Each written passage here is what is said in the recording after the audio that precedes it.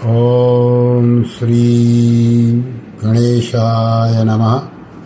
ओम श्री परमात्मने नमः। सभी साधकों को सादर प्रणाम के साथ जय श्री कृष्ण। अध्याय 9 श्लोक क्रमांक 8। प्रकृतिं स्वामवष्टभ्य विसृजामि पुनः पुनः भूतग्राममिमं कृष्णन् अवशं प्रकृते वर्षात्। अर्थात भगवान कहते हैं, प्रकृति के वश में होने से परतंत्र हुए इस संपूर्ण प्राणी समुदाय की कल्पों के आदि में मैं अपनी प्रकृति को वश में करके बार बार रचना करता हूँ। इस श्लोक को साधक संजीवनी में इस प्रकार समझाया गया है। भूतग्राम मिमं कृष्णस् नमवशम प्रकृते वशात्। यहाँ प्रकृति शब्द व्यष्टि प्रकृति का वाचक है। महाप्रलय के समय सभी प्राणी अपनी व्यष्टि प्रकृति यानी कि कारण शरीर में लीन हो जाते हैं।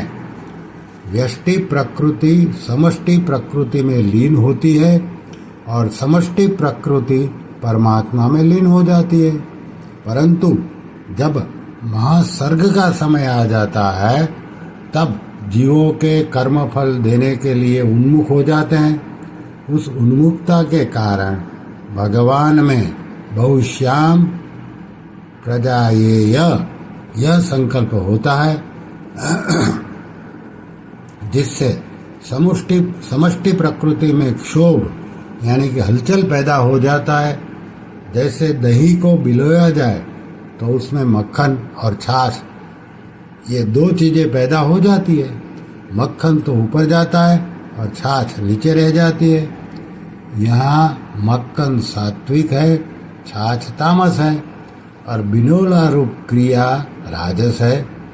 ऐसे ही भगवान के संकल्प से प्रकृति में क्षोभ हुआ तो प्रकृति में सात्विक, राजस और तामस ये तीनों गुण पैदा हो गए। उन तीनों गुणों से स्वर्ग, मृत्यु और पाताल ये तीनों लोक पैदा हुए।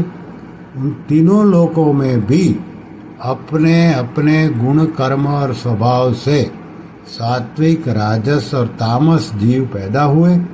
अर्थात कोई सत्व प्रधान है, कोई रजः प्रधान है और कोई तमः प्रधान है।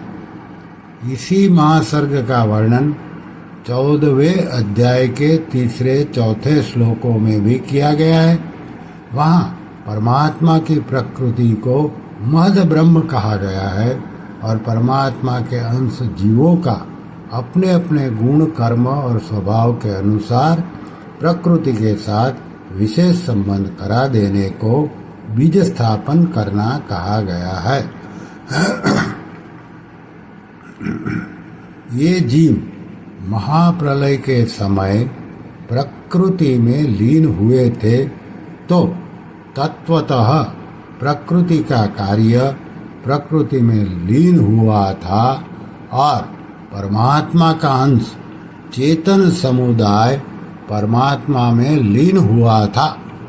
परंतु वह चेतन समुदाय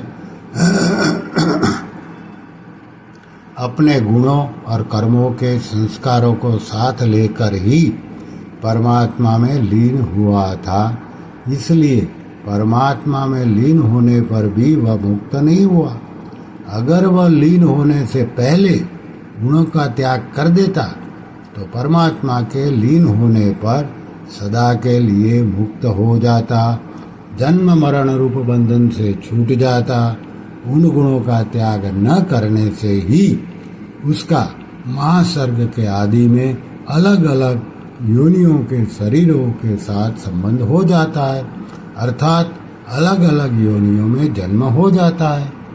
अलग अलग योनियों में जन्म होने से इस चेतन समुदाय की व्यष्टि प्रकृति अर्थात गुण कर्म आदि से माने हुए स्वभाव की परवस्था ही कारण है। 8वें अध्याय के 19वें श्लोक में जो परवस्था बताई गई है वह भी व्यष्टि प्रकृति की है।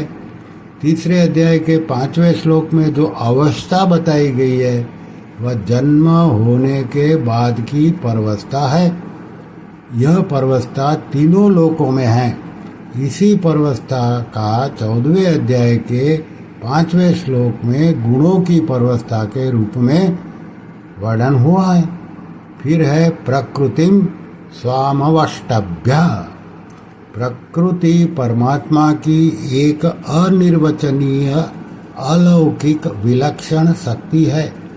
इसको परमात्मा से भिन्न भी नहीं कह सकते हैं और अभिन्न भी नहीं कह सकते। ऐसी अपनी प्रकृति को स्वीकार करके परमात्मा महासर्ग के आदि में प्रकृति के परवश हुए जीवों की रचना करते हैं। परमात्मा प्रकृति को लेकर ही सृष्टि की रचना करते हैं, प्रकृति के बिना नहीं। कारण कि प्रकृति में जो परिवर्तन होता है, उत्पत्ति विनाश होता है, वह सब प्रकृति में ही होता है, भगवान में नहीं। अतः भगवान क्रियाशील प्रकृति को लेकर ही सृष्टि की रचना करते हैं। इसमें भगवान की कोई असमर्थता, पराधीनता, अभाव, कमजोरी आदि नहीं है। जैसे मनुष्य के द्वारा विभिन्न कार्य होते हैं तो वे विभिन्न करण, उपकरण, इंद्रियों और कृत्यों से होते हैं, पर यह मनुष्य की कमजोरी नहीं है। प्रत्युत यह उसका इन करण, उपकरण आदि पर आधिपत्य है, जिससे वह उनके द्वारा कर्म करा लेता है। हाँ, मनुष्य में यह कमी है कि वह उन कर्मों को अपना और अपने लिए मान लेता है, जिससे वह लिप्त हो जाता है, अर्थात अधिपति होता हुआ भी गुलाम हो जाता है। ऐसे ही भगवान सृष्टि की रचना करते हैं तो उनका प्रकृति पर आधिपत्य ही सिद्ध होता है, पर आधिपत्य होने पर भी भगवान में लिप्तता आदि नहीं होती। फिर है विसृजामि पुनः पुनः।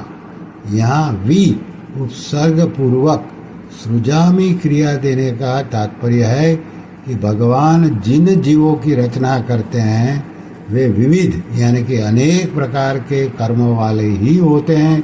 इसलिए भगवान उनकी विविध प्रकार से रचना करते हैं, अर्थात स्थावर, जंगम, स्थूल, सूक्ष्म आदि भौतिक शरीरों में भी कहीं पृथ्वी प्रधान, कहीं तेज प्रधान, कहीं वायु प्रधान आदि अनेक प्रकार के शरीर होते हैं। उन सब की भगवान रचना करते हैं। यहाँ यह बात समझने की है कि भगवान उन्हीं जीवों की रचना करते हैं जो व्यष्टि प्रकृति के साथ मैं और मेरा करके प्रकृति के वश में हो गए हैं। व्यष्टि प्रकृति के परवश होने से ही जीव समष्टि प्रकृति के परवश होता है। प्रकृति के परवश न होने से महासर्ग में उनका जन्म नहीं होता।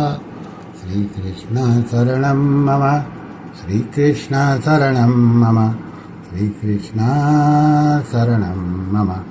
ओम श्री कृष्णार्पणमस्तु।